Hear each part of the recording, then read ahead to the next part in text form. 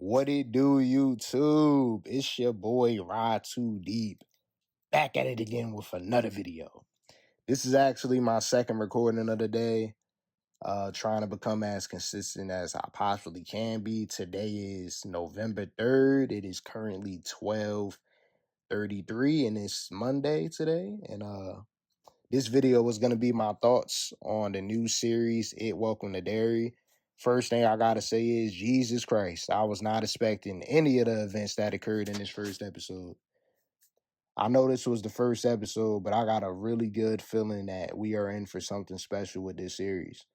Before I go more into detail about why I feel this way, I want to quickly say there will be spoilers in the entirety of this video.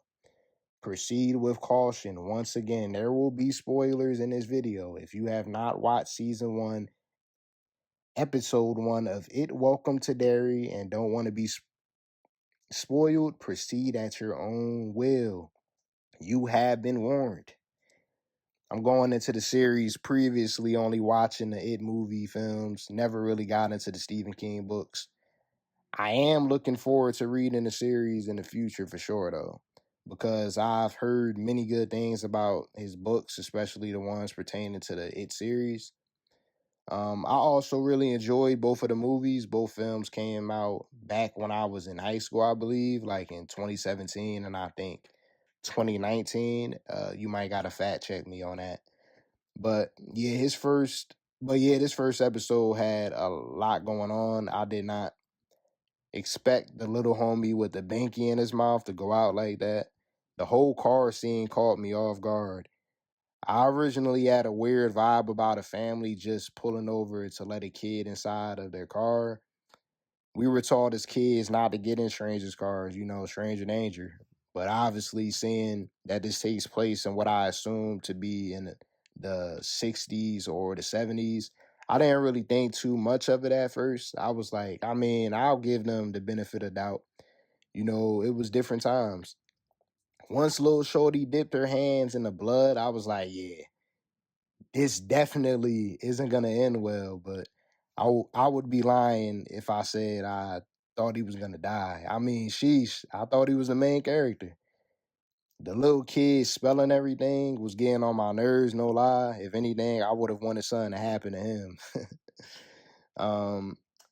The mother giving birth to that demon baby, whatever that demon was very disturbing. I haven't watched the movie since I was a teenager, so I completely forgot about how gory and disgusting it is in general. I was rooting for Maddie and was really hoping he would be able to hop out of the car, but of course the door was locked. At this point, I was being delusional, even as I seen the demon clearly headshot him to the point that Binky went flying out of the window. I was still saying to myself, he has to be alive. I was thinking this because, well, he's the first character we seen in the series. Honestly, I thought he was the main character. Boy, was I wrong. When we cut to the scene with the Major Leroy, I think his name was, I knew something racist was going to come about when he made contact with the racist looking white guy. He was most definitely one of the masked up guys who attacked him later that night. I was thankful that his boy came in there in time to distract the masked guy with the gun, just long enough for Leroy to make a move on him. I was heartbroken to see the 3 kids all get murdered in a movie theater. That caught me more off guard than the Maddie kid with the banky in his mouth getting murdered in the car with the family.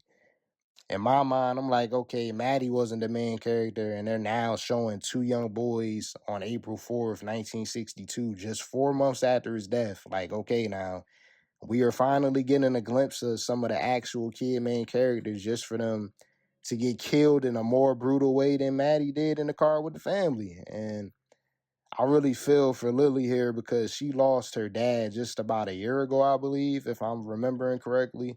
Just to witness the murder of 2 children around her age and a younger kid get brutally killed and ripped to shreds by a baby demon with wings.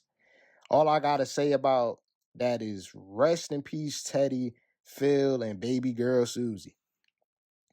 I really hope it was a dream and that at least Phil and Teddy are still alive. Maybe they're maybe it was just a dream that Lily or Ronnie was having. The connection, excuse me, the connection between Teddy and Phil was something I really hope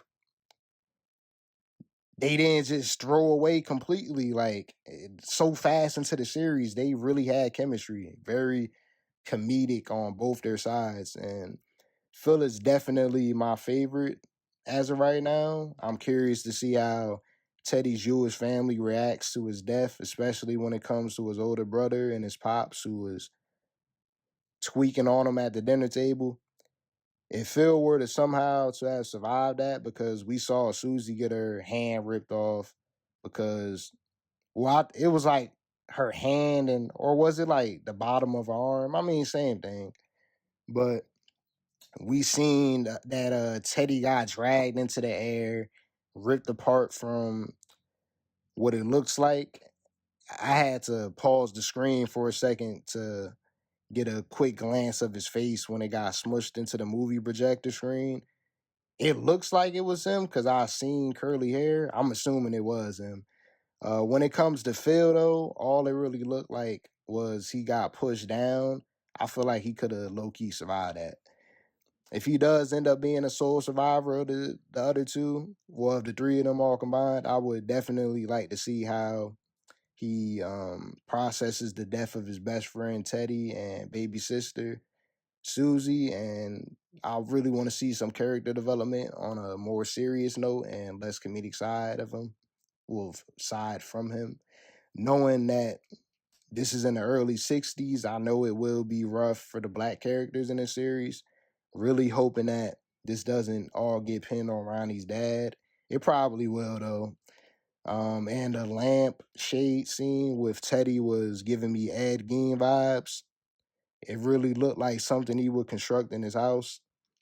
One theory that I do have before I end this video is that Pennywise is basically everyone outside of the main core characters and their loved ones.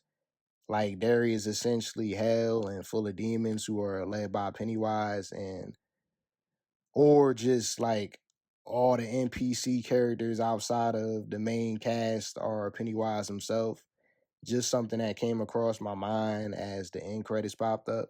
I'm definitely really looking forward to the next episode. Not sure if I'm gonna be recapping every single episode or if I'll just recap my thoughts every few episodes. Well, actually, I think I'll drop a weekly video recapping my thoughts on each episode. Maybe I'll drop them like every Monday or Tuesday or something like that, and create a playlist that will eventually have all 8 episodes recapped. We'll see though for sure. But that's the end of this recap video. Until next time, stay blessed. Take care of yourself. Feel free to let me know your thoughts on the episode down below in the comments. Peace. Are we all that we're meant to be this way? I'm afraid I don't know if we can change.